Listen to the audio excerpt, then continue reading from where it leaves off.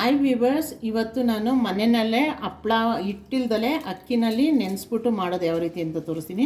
ಇದನ್ನು ನಾನು ನಿನ್ನೆ ರಾತ್ರಿನೇ 8 ಅವರ್ ನೆನೆಸ್ಕೋಬೇಕು ಮಿನಿಮಮ್. ಅಂದರೆ 8 ಅವರ್ ನೆನೆಸ್ಕೊಂಡಾದ್ಮೇಲೆ ಇದು ಹೀಗೆ ನೆಂದಿರೋ ಅಕ್ಕಿನ ಈಗ ಒಂದು ಕುಕ್ಕರ್ ಇಟ್ಕೊಂಡಿದ್ದೀನಿ. ಕುಕ್ಕರಲ್ಲಿ ನಾನು 2 ಪಾವಷ್ಟು ಅಕ್ಕಿ ತೊಗೊಂಡಿದ್ದೆ. ಈ ಲೋಟದಲ್ಲಿ 2 ಪಾವಷ್ಟು ಅಕ್ಕಿ ತೊಗೊಂಡು ನೆನೆಸಿಟ್ಕೊಂಡಿದ್ದೆ. ಈಗ ಈ ಲೋಟದಲ್ಲಿ 6 ಲೋಟ ನೀರು ಹಾಕ್ತೀನಿ ನೋಡಿ. ಈ ಥರದ್ದು ಅದೇ ಲೋಟದಲ್ಲಿ 6 ಲೋಟ ಗ್ಲಾಸಸ್ ಆಫ್ ವಾಟರ್ ಹಾಕ್ತೀನಿ ಈ ಕುಕ್ಕರ್ ಒಳಗೆ. ನೋಡಿ 2 3 4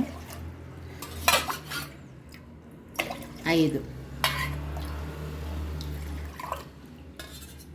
6 ಗ್ಲಾಸು ನೀರು ಹಾಕಿದ್ದೀನಿ. ಇದನ್ನು ನೀರನ್ನ ಕಾಯಕ್ಕಿಡ್ತೀನಿ. ಕಾಯಕ್ಕಿಟ್ಟಿದ ತಕ್ಷಣ ನಾನು ಇದಕ್ಕೆ 2 ಸ್ಪೂನಷ್ಟು ಜೀರಿಗೆ ಹಾಕ್ತೀನಿ. ಇದಕ್ಕೆ ನೋಡಿ 1 ಪಾವ್ಗೆ 1 ಸ್ಪೂನಷ್ಟು ಜೀರಿಗೆ, ಇದಕ್ಕೆ 2 ಸ್ಪೂನಷ್ಟು ಜೀರಿಗೆ.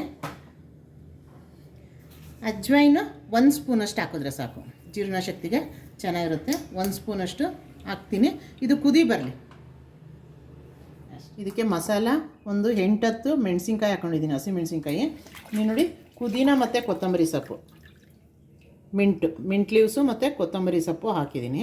ಇದನ್ನ ಹಾಕಿ ನಾವು ಸ್ವಲ್ಪ ಪೇಸ್ಟ್ ಮಾಡ್ಕೋಬೇಕು.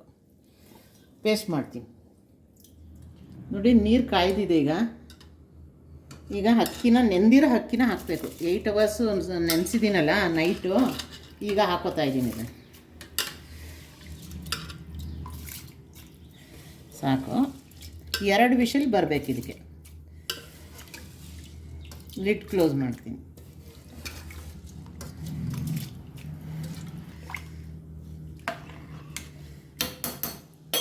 ಇದಕ್ಕೆ ಉಪ್ಪು ಅಡ್ಜಸ್ಟ್ ಮಾಡ್ಕೋಬೇಕು.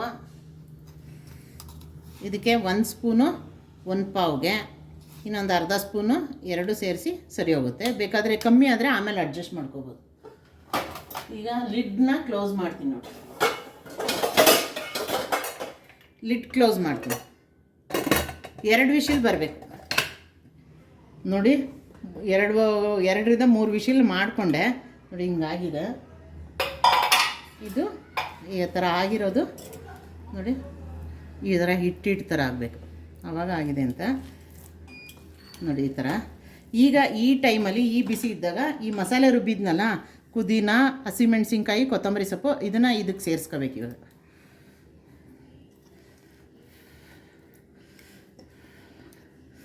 ಸಾಕು, ಅದೇನು ಹೆಚ್ಚು ಬೇಯೋದೇನು ಬೇಕಿಲ್ಲ. ಇದಕ್ಕೆ ಈ ಖಾರಕ್ಕೆ ಸ್ವಲ್ಪ ಉಪ್ಪು ಅಡ್ಜಸ್ಟ್ ಮಾಡ್ಕೋಬೇಕು. ಈಗ ಒಂದು 1/2 ಸ್ಪೂನಷ್ಟು ಉಪ್ಪು ಹಾಕೋತೀನಿ. ಹಾಕ್ಕೊಳ್ಳಿ, ಏನಾಗಲ್ಲ ಅದಕ್ಕೆ. ಈಗ ಮಿಕ್ಸ್ ಮಾಡಬೇಕಿದು. ಮಿಕ್ಸ್ ಮಾಡಿದಾಗ ಹಿಟ್ಟಾದಂಗೆ ಆಗುತ್ತೆ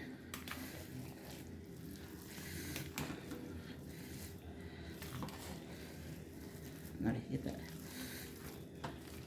ಪುದೀನ ಫ್ಲೇವರ್ ಚೆನ್ನಾಗಿರುತ್ತೆ. ಹಪ್ಳಕ್ಕೆ ಹಾಕ್ಕೊಳ್ಳಿ, ಬರುತ್ತೆ ನೋಡಿ. ಎಲ್ಲ ಮಿಕ್ಸ್ ಮಾಡ್ಕೊಳ್ಳೋದು ಈ ಥರ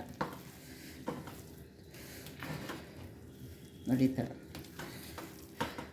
ಸ್ವಲ್ಪ ಗಟ್ಟಿಯಾಗುತ್ತೆ ತಣ್ಣಗಾದ್ಮೇಲೆ. ಆಮೇಲೆ ಕವರ್ ಮೇಲೆ ಹಾಕ್ಕೊಂಡು ಇದು ಮಾಡಿ ಇದೇ ರೀತಿ ಎಲ್ಲ ಮಿಕ್ಸ್ ಮಾಡ್ಕೊಳ್ಳೋದು ನೋಡಿ. ಕುಕ್ಕರಿಂದ ಎಲ್ಲ ತಗೊಂಡು ಒಂದು ತಟ್ಟೆಗೆ ಹಾಕ್ಕೊಂಡಿದ್ದೀನಿ. ಸ್ವಲ್ಪ ತಣ್ಣಗಾದ್ಮೇಲೆ ನೀವು ಈ ಥರ ಕವರ್ ಹಾಕ್ಕೊಂಡು ನೋಡಿ, ಇದ್ರ ಮೇಲೆ ಒಂಚೂರು ಆಯಿಲ್ ಹಾಕ್ಕೊಂಡಿದ್ದೀನಿ, ಸ್ಪ್ರೆಡ್ ಮಾಡ್ಕೊಂಡಿದ್ದೀನಿ. ಈಗ ಡೈರೆಕ್ಟಾಗೆ ಮಾಡ್ಕೊಬೋದು ನೀವು. ಇಲ್ಲಿ ಹಾಕ್ತೀನಿ ನೋಡಿ, ಇದ್ರ ಮೇಲೆ ಇಡ್ತೀನಿ. ಕವರ್ ಹಾಸಿದ ಜಾಗದಲ್ಲೇ ಈ ಥರದ್ದೊಂದು ಪ್ಲೇಟ್ ತೊಗೊಳ್ಳಿ. ಈ ಥರದ್ದೊಂದು ಪ್ಲೇಟ್ ತೊಗೊಂಡು ಸುಮ್ಮನೆ ಜಸ್ಟ್ ಪ್ರೆಸ್ ಮಾಡಿದ್ರೆ ಸಾಕು.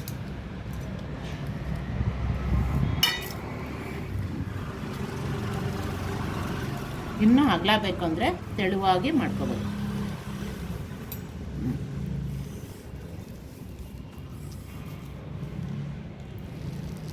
ನೋಡಿ. ಈ ಥರ ಅದೇ ರೀತಿ ಬೇಕಾದ್ರೆ 1 ಸ್ಪೂನಲ್ಲೂ ಎತ್ಕೊಂಡ್ರೂ ಆಯಿತು ನೋಡಿ. ಹಿಂಗೆ ಇಟ್ಕೊಂಡು ಒಂದು ಪ್ಲೇಟ್ ಇಟ್ಕೊಂಡ್ರೆ ಕರೆಕ್ಟಾಗಿ ಬರುತ್ತೆ. ನಿಮಗೆ ತೆಳುವಾಗಿ ಮಾಡ್ಕೋಬೋದು. ಇನ್ನೊಂದು ಎಷ್ಟು ತೆಳುವಾಗಿ ಬೇಕಾದ್ರೂ ಮಾಡ್ಕೋಬೋದು ನೋಡಿ. ಈ ಥರ ಬರುತ್ತೆ ಹಪ್ಪಳ ನೋಡಿ. ಈ ಥರ ಇದೇ ರೀತಿ ಎಲ್ಲನೂ ಮಾಡ್ಕೋಬೋದು.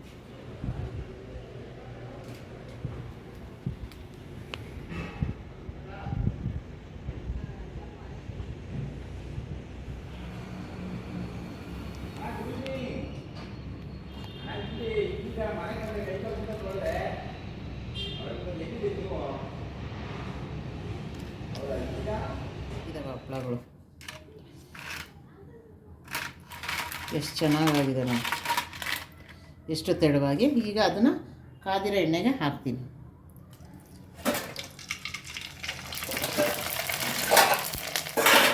ನೋಡಿ ಎಷ್ಟು ಅಗಲ ಆಗುತ್ತೆ ಸೈಡ್ಸ್ ಎಲ್ಲ. ನೋಡಿ ಎಷ್ಟು ಅಗಲ ಆಯಿತು. ಈಗ ಇನ್ನೊಂದು ಹಪ್ಪಳ ಹಾಕ್ತೀನಿ. ನೋಡಿ ಇಷ್ಟು ಸಣ್ಣದು ಎಷ್ಟು ದೊಡ್ಡ ಹಪ್ಪಳ ಆಗುತ್ತೆ.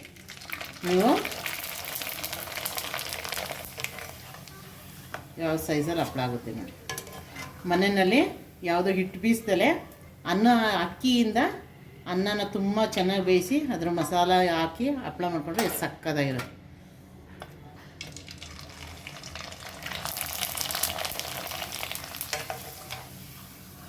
ಎಷ್ಟು ಸಕ್ಕತ್ತಾಗುತ್ತೆ. ಪ್ಲೀಸ್ ಯೂಸ್ ಕೊಡಿ. ನನಗೆ ತುಂಬ ಇನ್ನೂ ಹೊಸ ಐಡಿಯಾಸ್ ಎಲ್ಲ ಹೇಳ್ಕೊಡ್ತೀನಿ.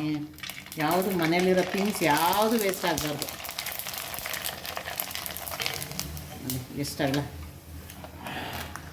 ಬೇಕಾದರೆ ನಿಮ್ಗೆ ಆರ್ಡ್ರ್ ಬೇಕಾದರೆ ಮಾಡಿಕೊಡ್ತೀನಿ. ಹಪ್ಪಳ ಈ ಥರದ್ದು ಹಪ್ಪಳ ಆರ್ಡ್ರ್ ಬೇಕಾದರೆ ಮಾಡಿ ಕೊಡ್ತೀನಿ ನಿಮಗೆ ಟೈಮ್ ಇಲ್ಲ ಅಂದರೆ ವರ್ಕಿಂಗ್ ವುಮೆನ್ಸ್ಗೆ ನಾನು ಮಾಡಿ ಬೇಕಾದ್ರೆ ಕೊಡ್ತೀನಿ.